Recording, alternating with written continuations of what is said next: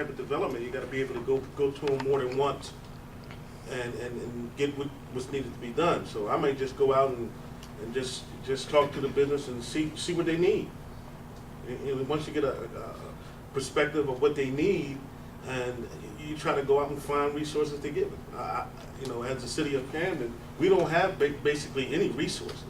So once you find out what is needed, then you go out and try to identify the resources available to possibly help their need. And then that's part of development. That's part of what I do, and that's part of how I created that position, how I got in that position. There was no position that did that.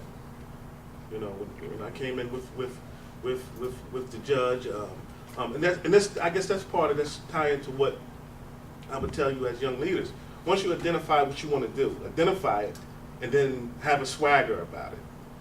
Like, this is what I can do. I'm not saying going around, with a flag, but when you get in the circumference of somebody that can move you along, promote you, let them know what you do. When they see you, they got to know what you do. So let them know what you do. Have that elevator speech ready. It's 5 seconds.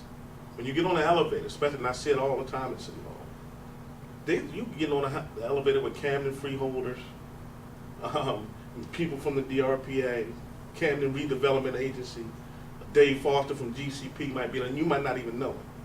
But you can believe me, if you come a week later or a month later, and you come in there and you're asking for a job or you're asking for some type of assistance, they're going to say, don't I remember seeing you somewhere? And depending on what kind of impression you had on that little 5-second elevator, or it can go a long way. And that's part of development.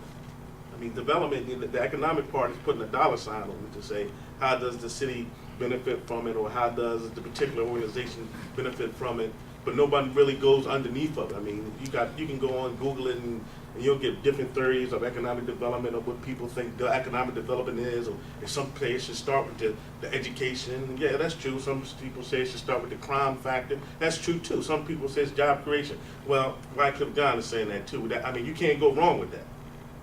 But the bottom line theory is, well, how do you tie all these resources before you even get to that? How did you be the go-to guy, as she spoke to? The empowerment, so you did your analysis. I don't know if you knew, but Parkside Business Community did the same thing. Mm-hmm. I worked with you as well. And was I one of the guys? Well, I knew it was going around, and that's the little thing. But now I don't know how many people you tried to call from the city, and I don't know how many people, but you got to start with that too. That's important. And that's sometimes where the big corporation or the big developer doesn't start with the little guy. Doesn't tie into that, because they build in mega buildings, but they're not building the community. And being that I spent 23 years down in Atlantic City watching Creeder do his thing, and the one way that I found out that development was happening in the neighborhood is I always look at the cranes. You go outside in any town, you see some big cranes. Them cranes get about 10,000 a day. So they're not putting them cranes up everywhere just to be putting them up. That means something's happening in that town. Roadways is another way. When they start fixing roadways and widening roadways and putting things in sewers in the roadways, development is happening. So as a young entrepreneur or a young leader or anything, you got to find out why they're doing that. What's about to happen? Because you best believe the ones at the top know what's about to happen, and they're putting in place things that they can benefit from it. And that seems sometimes where we get caught up as a city. We can say it's about to happen. It's like, no, we can tell you it's going to rain, it's going to rain, it's going to rain, it's going to rain, it's going to rain. But if you don't prepare for it, when it rains, you feel like you've been left out. Now, the movement in the city of Camden is happening. You go up Broadway, you see 2 big gaping holes. And they got 2 more blocks that get ready to come down. Development. Find out why. What's going there? What's happening there? What do they want to go there? You go all the way up Haddon Avenue. You don't see it yet, but you're hearing it from me. You get ready to have another $60 million project happen there. More economic development, if you want to call it, quote unquote. So what's happening? So you as young leaders, how do you position yourself to capitalize on the opportunity that you have of a lifetime? Living in a place where you got water, you got rail lines, you can go from here to New York within an hour and a half. You have access to all the major highways from here to all the way down south past Washington, D.C. So the questions you ask yourself, who do I need to know? Or who do I need for them to know who I am in order to put yourself in a position when you're ready to go for it? Any questions? I want to do questions for both of you. Have both of you Okay. speak, but I do want you to just touch on for a second from the three things I sent you. What is our role in strengthening economic development in our community? Well, the one thing you strengthen your economic development in your community is to strengthen your organization. One, what does it take for me to be a viable, whether you're profit or non-for-profit, profit LLC, to strengthen this organization? And I don't mean by numbers. I mean by filing a 1090. I mean by adopting, being incorporated in, by going to supporting other organizations. You want to get your organization recognized, you support other organizations. So when other organizations are having something, they say, all right, here are the young guns or the young leaders. They're here. And being represented by that. Then you do a year worth for that of people knowing what you do, knowing what you're about as an organization. So now when you're 2 years down the line, you've been around, you got stuff posted on your website, you keeping up, you're always updating it.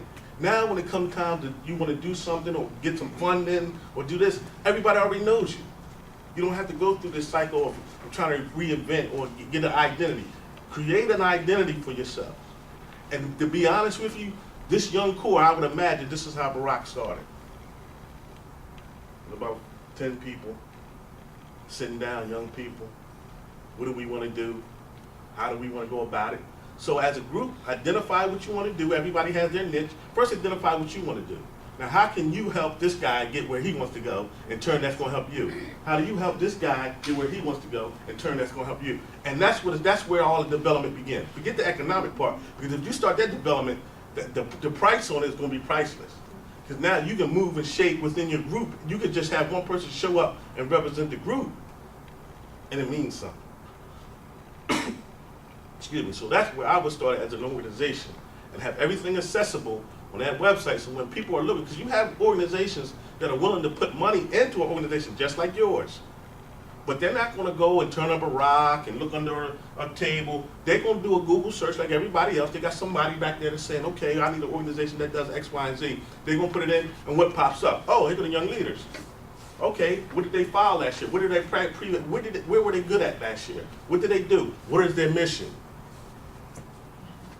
Oh, their mission is helping young kids get to be leadership roles and be Pacific, or helping young kids get in executive level positions. So okay, here go young leaders. And so now, when you got the Campbells or the L3s, then believe me, they will put you in. If they can identify what you're trying to do, have a good track record, don't believe that they wouldn't, because they would. Because I talked to them.